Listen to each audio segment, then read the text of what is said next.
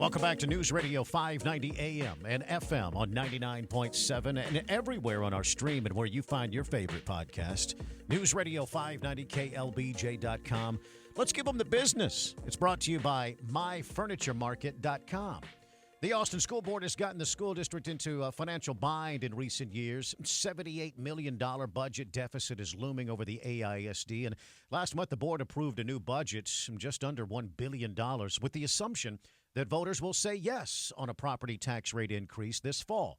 Superintendent Mastaya Segura says they're committed to bringing good stewardship for the taxpayers and spending the money wisely.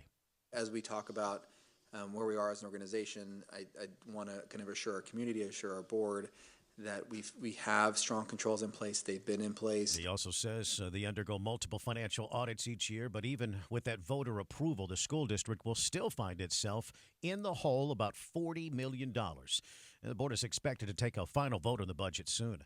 At 5:50, Delta passengers taking the airline to courts over the massive tech outage last month, which caused cancellations for thousands of flights. Fox reporter Linda Yahoo, she has the details on the upcoming class action case. Delta CEO Ed Bastian says the outage will cost Delta $500 million. And Delta places blame squarely at CrowdStrike and Microsoft, threatening to sue them. CrowdStrike says its offers to help Delta were declined, and CrowdStrike questions why other airlines were able to restore normal service faster than Delta. And Microsoft blames Delta's outdated IT infrastructure. Delta told Fox Business Digital in a statement that its IT is not the problem, saying it has invested billions of dollars in IT capital expenditures. I'm Lydia Hu, Fox Business. At 5:51, with a look at your money, here's reporter Jessica Ettinger. Wall Street opens this morning after a rally on Wall Street yesterday on better than expected labor market data. The Dow was up almost 700 points.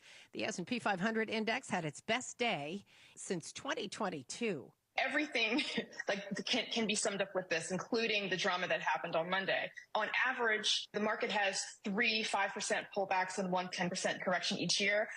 So far this year, we've only had 1 5% pullback. So I really expect going forward that we are going to see some more volatility. Pivotal's Tiffany McGee on CNBC.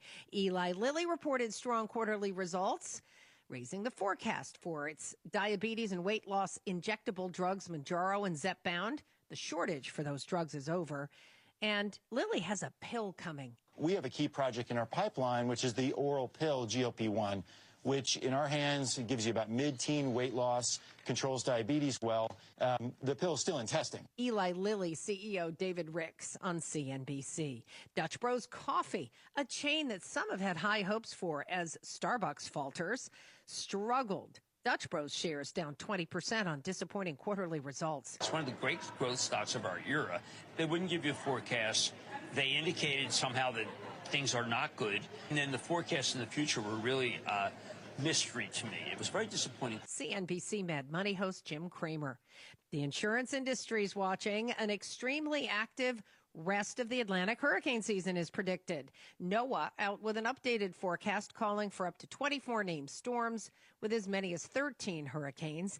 La Nina is weakening, and that weather pattern had held down severe storm formation. Investors are weighing the potential outcome of the Harris and Trump VP picks. Well, as wealthy people hope for more tax cuts from a possible second Trump administration, Wall Street does like money, and it might prefer Donald Trump's VP pick, J.D. Vance, a multimillionaire, over Vice President Harris's pick, Minnesota Governor Tim Walz. He's just a regular guy. According to the most recent financial disclosures, Vice President Kamala Harris's running mate, Tim Walz, doesn't own any stocks, bonds, or real estate and earns a salary of $127,000 a year as Minnesota governor.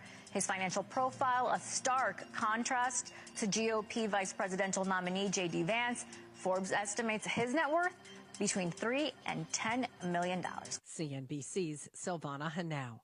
On today's watch list, earnings are coming from AMC Networks. New in theaters, Neon's horror thriller Cuckoo, Sony's romance It Ends With Us, and Lionsgate's video game-inspired Borderlands. That is reporter Jessica Ettinger. It is 5:53. It may seem like every new location, Buc-ee's tries to outdo itself when it comes to the size of the stores, and with the new plans in the works, it appears they're continuing that trend.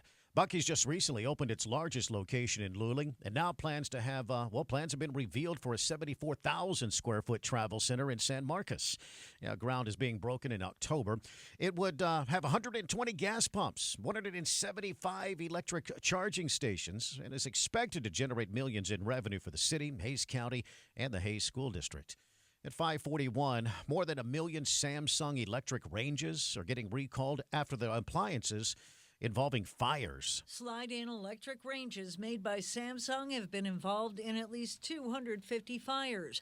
About 40 people injured and 7 pets killed in those fires. The problem is the front-mounted knobs on the ranges. The Consumer Product Safety Commission says those knobs can be activated by accidental contact by humans or pets and turn the ranges on. The company is giving out free knob locks or covers as part of the recall. The ranges were sold from 2013 right up until this month at Best Buy, Costco, Home Depot, Lowe's, and at Samsung's website. Jill Nato, Fox News. Stay close. We got traffic, the big stories coming up, and you can always join us here on the Todd and Oz Show at 512-836-0590. The Todd and Oz Show. What